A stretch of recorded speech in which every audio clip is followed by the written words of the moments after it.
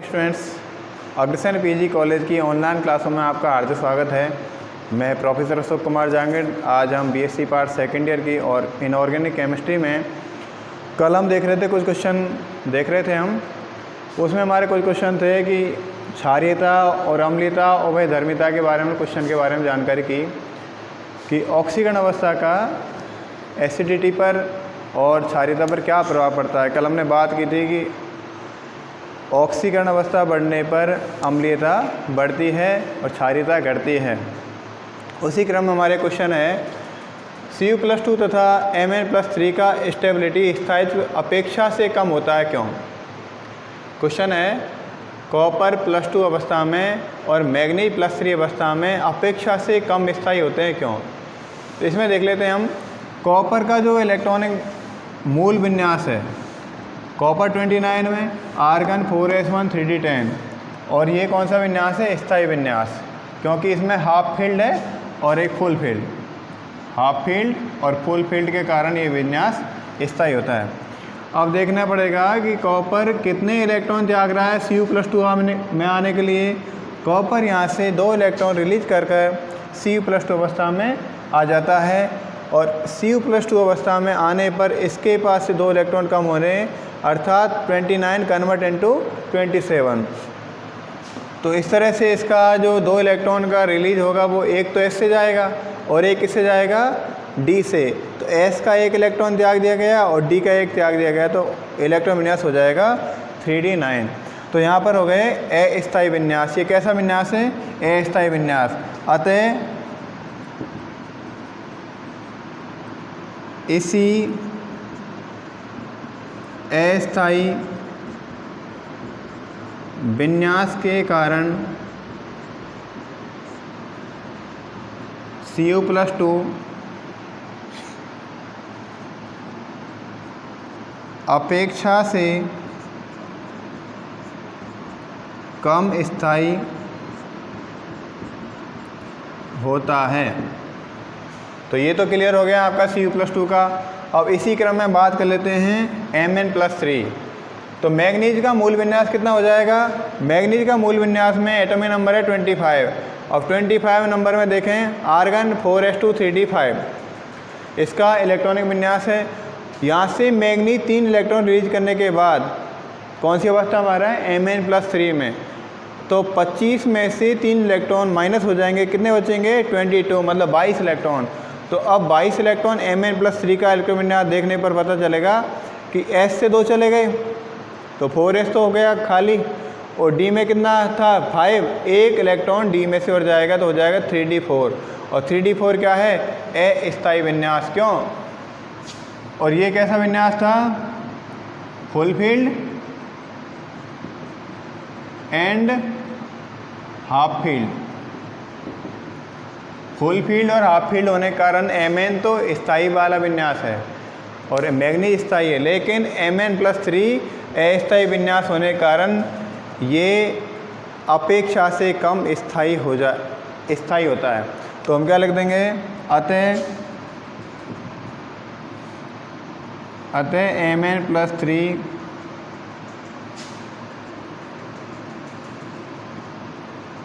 का विन्यास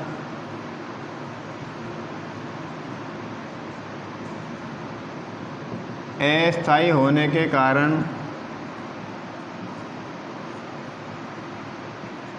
Mn+3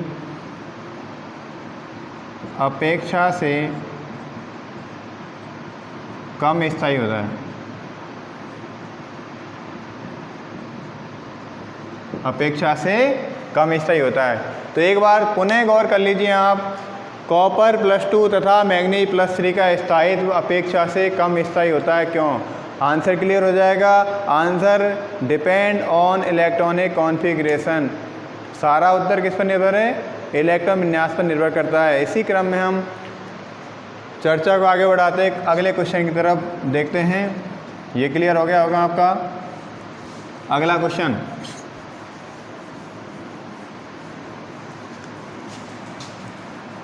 अगले क्वेश्चन के बारे में बात करें तो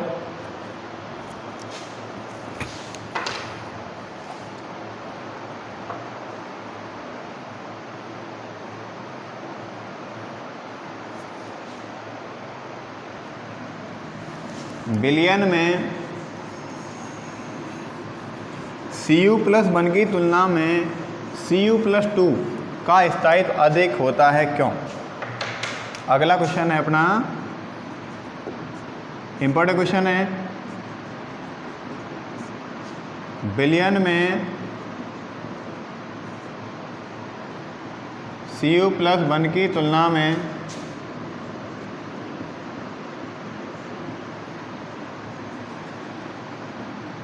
Cu+2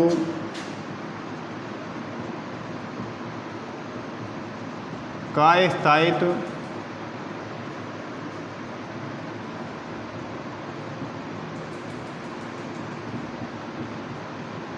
अधिक होता है, क्यों? जबकि नॉर्मल स्थिति में इसका उल्टा होता है, क्योंकि Cu+2 स्थिति में 3d9 इलेक्ट्रॉन रखेगा और 3d9 कौन सा विन्यास है? अस्थायी विन्यास। और Cu+1 में इसके बाद 3d10 इलेक्ट्रॉन हो जाएंगे और 3d10 का मतलब इसके पास स्टेबल विन्यास है, तो स्थायी हो जाएगा। लेकिन यहाँ पर जो शर्त लगा दी है वो लगा दी सॉल्यूशन। इन सॉल्यूशन में क्या होता है, ये Cu+1 Cu+1 कम स्थायी है और Cu+2 ज़्यादा स्थायी है। ऐसा क्या होता है? अब इसका एक ही आंसर है, क्योंकि Cu+2 की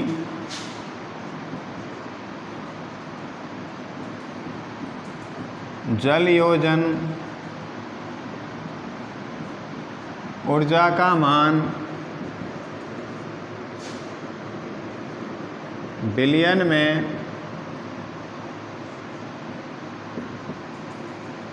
Cu+1 से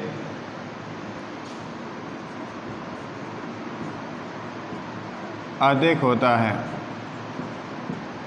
क्योंकि Cu+2 की जल योजन ऊर्जा का मान विलयन में Cu+1 से अधिक होता है।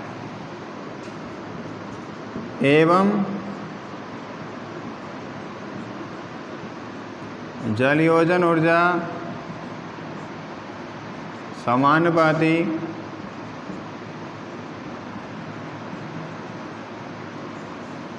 स्थायित्व। जल योजन ऊर्जा का मान बढ़ेगा तो स्थायित्व भी उसका बढ़ जाएगा, क्योंकि जितने ज़्यादा पॉजिटिव चार्ज होगा उतने ही उसकी बॉन्डिंग नेचर ज़्यादा बढ़ जाएगी, बंध बनाने की क्षमता बढ़ जाएगी। तो इसी कारण से Cu+2 की जल योजन ऊर्जा का मान विलयन में Cu+1 से अधिक होता है। तो Cu+2 more stable then Cu+1 in solution.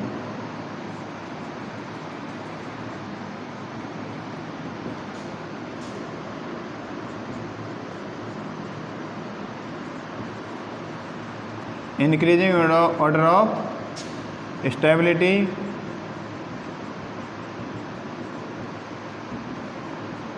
In solution.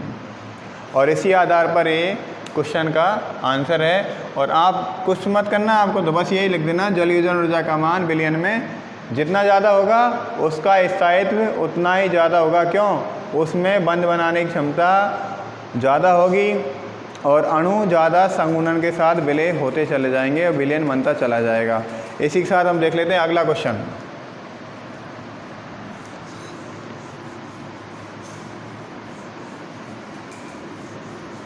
हाँ जी, अगला क्वेश्चन है अपना, और वो असमानुपातन क्या है, और ये भी इम्पोर्टेंट है। इस पर एक कमेंट्स आता है, असमानुपातन।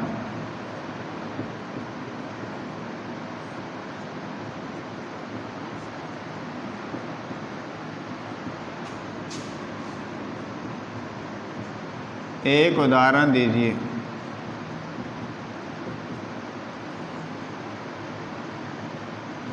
असमानुपातन क्या है? जैसा नाम से प्रतीत हो रहा है, असमानुपातन, यहाँ पर अनुपात असमान है। तो इसका अर्थ ये हो गया कि एक ही समय पर एक ही परमाणु या आयन अलग अलग ऑक्सीकरण अवस्था प्रदर्शित करता है तो उसे हम असमानुपातन कहते हैं। तो इसमें असमानुपातन क्या हो जाएगा, एक ही समय में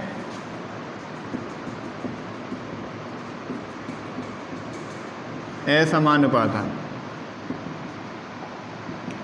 एक डेफिनेशन, एक ही समय में अपने से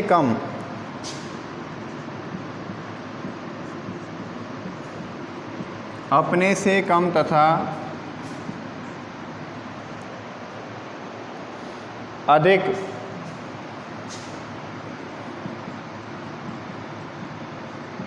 ऑक्सीकरण अवस्था में परिवर्तन, अपने से कम तथा अधिक ऑक्सीकरण अवस्था में परिवर्तन क्या कहलाता है, असमानुपातन।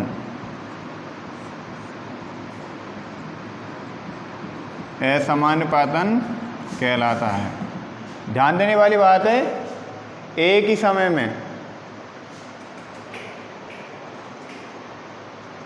समय में अपने से अधिक व कम ऑक्सीकरण अवस्था में परिवर्तन क्या कहलाता है, असमानुपातन कहलाता है। एग्जाम्पल देख लेते हैं। मैग्नीज +3 और ये किसमें चेंज हो जाएगा, MnO2 और Mn+2 में। तो यहाँ पर देखते हैं हम, ये एक्वस और OS कितना है इसका, +3, और इसका OS कितना है, OS कितना हो जाएगा MnO2 में, +4, और यहाँ पर OS कितना है, +2। तो इसे हम असमानुपातन कहते हैं। और ये सारा का सारा, ये तो एक एक्वस हो जाएगा और ये कैसा है, सॉलिड। तो ये असमानुपातन आज का क्लियर हुआ। इसके बाद मिलते हैं अगले वीडियो में, अगली क्लास में। आप सभी को शिक्षक दिवस की हार्दिक शुभकामनाएं। और शिक्षक दिवस, आज तो कोरोना में आप सभी घर पर हैं, तो वहीं से शुभकामना दे देना। और हम भी आपको ये आशीर्वाद देते हैं, आप हमेशा खुश रहें, उन्नति के मार्ग पर लगातार चलते रहें। Thank you very much, all the best.